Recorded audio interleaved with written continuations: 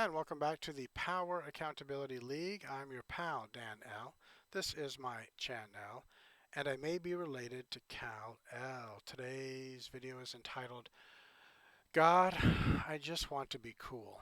And that's a synonym for God, I want to be popular. I want to be respected. I want to be admired. I want to hang out with the kids who have connections. And that has been a problem that has plagued the human race since the dawn of history. And you first experience it in childhood when you're very young. Kids are subject to the whims of fashion just like adults are. Maybe more so. I don't, it's hard, I'm not sure. But I do know this much. All people, whether they're young or old or somewhere in between, feel the pressure from society to conform. And the way to conform is you want to be cool, but you don't want to be arrogantly cool. You just, you want to show everyone, hey, I've made it, I've arrived.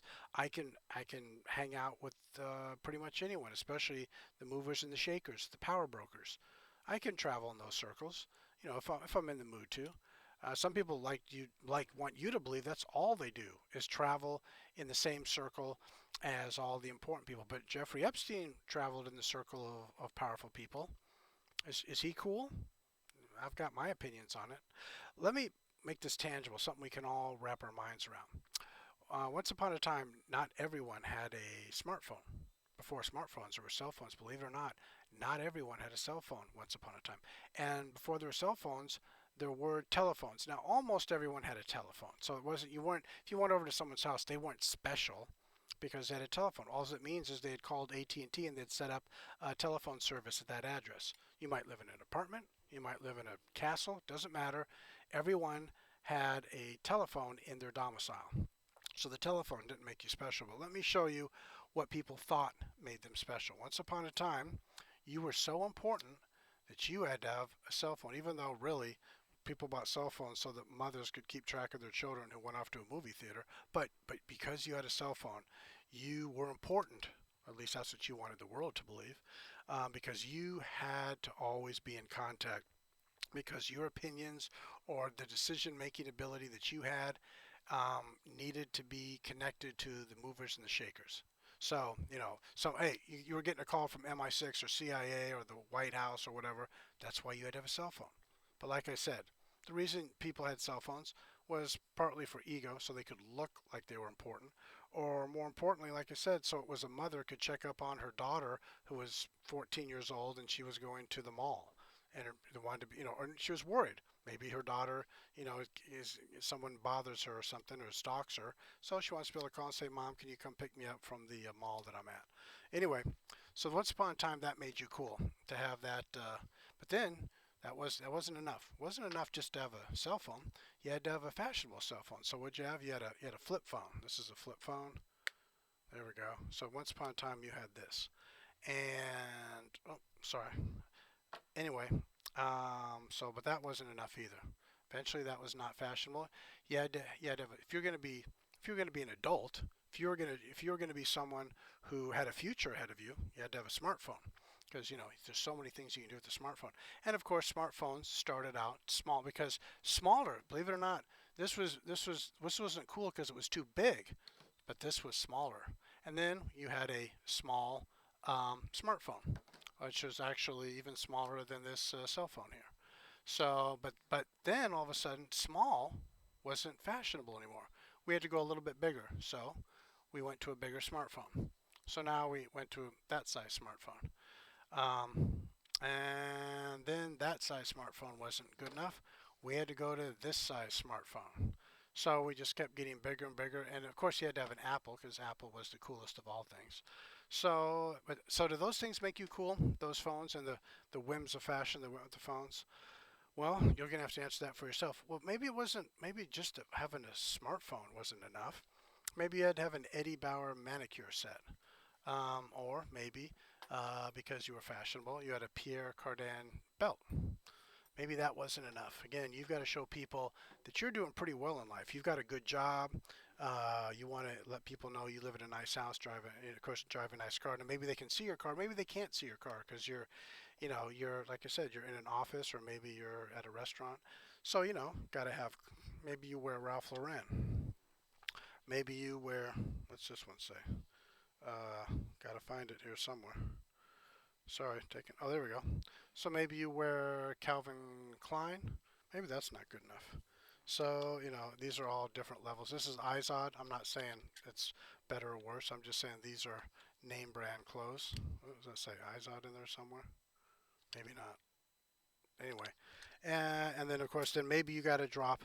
Maybe you're someone who has to know that you're cool, but you don't have to maybe let everyone else know. So here, you've got your you've got your Hugo Boss overcoat for the inclement weather conditions, and and of course, so they have. You just kind of what you do is you when you're getting your wallet, you kind of pull back on your coat so the Hugo Boss label's here, and you pull out your wallet. That way, other people can know that you can afford a nice coat or whatever. So do these things make you cool? Well, in America, obviously materialism is all about being able to say to people, this is what I own. This is how much I had to pay for something, and I couldn't own it unless I'm doing really really well in life. But the answer is these things may make you popular, but they don't make you cool. What makes you cool, and I know this is the fuddy-duddy, this is the old-fashioned older person who you're listening to right now. This is the square. I'm the square. Remember, there's a song "Hip to Be Square." It's never hip to be square, and I'm the square, and I'm the one telling you what makes you cool is things like good values, character, integrity, honesty, transparency where you should have transparency, and that's certainly in the public realm. In government, you should always have transparency, but do we have transparency? Do we have integrity in government? Do we have honesty? No. The adults are, I would say, almost. Are they worse than the children? Maybe. My impression is maybe adults are less cool than children because adults have less integrity than children, less honesty, less common sense than children. Now, obviously, childhood is designed so you can figure out what common sense is in your adult years. That is, as a child, you're supposed to make, and you do. You make tons of mistakes as a child, and you're supposed to learn from those mistakes. But I don't think America, and I would say many, many, many other countries are in the same boat as America. Adult Americans, don't seem to learn from their childhood. They're not cool. Well, we're fashionable. I don't. Maybe you're fashionable. It depends on what your fashion sense is. Maybe you're fashionable, um, and maybe even you're popular. But even then, take a look at the presidents. Obama, he won the presidency, but only with half the people voting for him. That's the way presidential elections usually work, pretty much half and half. When Trump won, people say Trump didn't win the election because he didn't get the majority of votes. Well, I've said in previous videos, he probably did get the majority because if you take out all the fraudulent votes and leave the actual votes from actual citizens who are allowed to vote, because if you're a felon, you can't vote in most states. But the point is, um, it's a 50-50 proposition. Joe Biden, Donald Trump, Barack Obama, George Bush, Bill Clinton, George Bush Sr., Ronald Reagan, Jimmy Carter, Gerald Ford, or not Gerald Ford. He didn't get elected to office. Richard Nixon. The point is, all of them won the presidency with maybe 51% of the vote. That means 49% of the people out there didn't think they were cool. And again, it gets confused with the word popular. Those two words don't go together most of the time. To be cool means you have to risk being unpopular. And that's hard for people. That's hard for people. Um, I'll end it with this. So, wonder if you're a man and you have a piece of jewelry, an Omega watch. Does that make you cool? You goddamn right it does. James Bond and Neil Armstrong had an Omega watch. Okay, that's just a joke. Don't take that seriously. But the point is, we all want to be cool and popular. But what we all should want is to be filled with character, filled with integrity, filled with a sense of a noble purpose. That's what we should want to be. And what you wear, what you have, a lot of people who have lots of things got those things by being really horrible people. It's not just Harvey Weinstein and Jeffrey Epstein and Bill Cosby. Now, in Bill Cosby's case, he actually earned all his money because he's extremely talented. He also happened, though, to be a total creep in his private life. But Michael Jackson's the same way. And these are just some names. There's a lot of most A-list actors and actresses in their private lives, pretty terrible people. But their public persona is they are. That's why Leonardo DiCaprio, he drove a Prius to like an Academy Award ceremony. Do you think that's what he drives every day? Like when he has to go from L.A. to New York, do you think he gets in his Prius and he drives? No, he gets in a private jet with a carbon footprint 50 times bigger than your carbon footprint. And yeah, that doesn't make him cool. It does. He's got a jet. I get it. I like jets too. I would love to have a jet I can fly everywhere. But in his estimation of what's cool is not ever burning, or is not ever releasing carbon dioxide into the atmosphere. I don't agree with that. So I could fly a jet, wouldn't bother me at all. But supposedly he's not supposed to be flying jets because he doesn't want to leave a carbon. But he's a liar. That's why he's not cool. Leonardo DiCaprio is not cool. Woody Allen's not cool. Most people who you think of as cool are not cool. They may be popular, they may be successful, they may have a lot of money, and they may have a lot of power, but they're not cool. Because to be cool means you have character. It means you're a decent person. It means you have moderation in the way you live your life. And it also means you genuinely do have compassion, actual compassion. You don't virtue signal all the time. You have real compassion. And you demonstrate it by the way you live your life. You don't have to live in a castle with a 40-foot wall, fleet of limousines, an entourage, you know.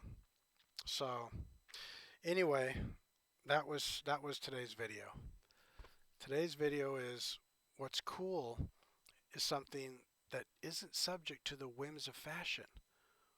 If you're really if you're Fonzie, because Fonzie's cool. You know what was cool about Fonzie is that he had some real friendships, and that he knew, even though he bragged a lot, and he strutted around, there was some humility inside the Fonz. And there were certain episodes, those Christmas episodes you can think of that exhibited that. But the point is, being cool isn't being the Fonz. Being cool is doing is making the choices that the Fonz had to make in difficult moments. That is, when the Fonz had to back his friends, even though someone might not think he should, he backed his friends. And I don't, and I'm kind of, it's kind of silly that I'm even bringing that particular fictional character up, but there's plenty of examples in our storytelling about people who were actually cool, not because they wanted to be popular, but because they wanted to be right. Not politically right, they wanted to be correct. They wanted to do what was right versus wrong, what was good versus bad, and when they needed to, they jumped in on the side of righteousness when battling evil. And there are two words in our society, and I'm going to bring this up in another video, that we're terrified to say. The word righteousness is an epithet, and the word evil. Republicans don't even use that word. Democrats use it literally in every sentence, but not literally. Well, I'm hyperbolic right now. Gonna have to live with it. The bottom line is, those words shouldn't be verboten to decent people, righteousness, but they are. People who consider themselves decent people with good values, they don't use words like righteousness and evil, and they should. They should use them constantly. Anyway, that was today's video. If you're a decent person who takes responsibility for yourself, takes responsibility for your actions, and wants to leave the world better than you found it, then you're cool. Bye bye.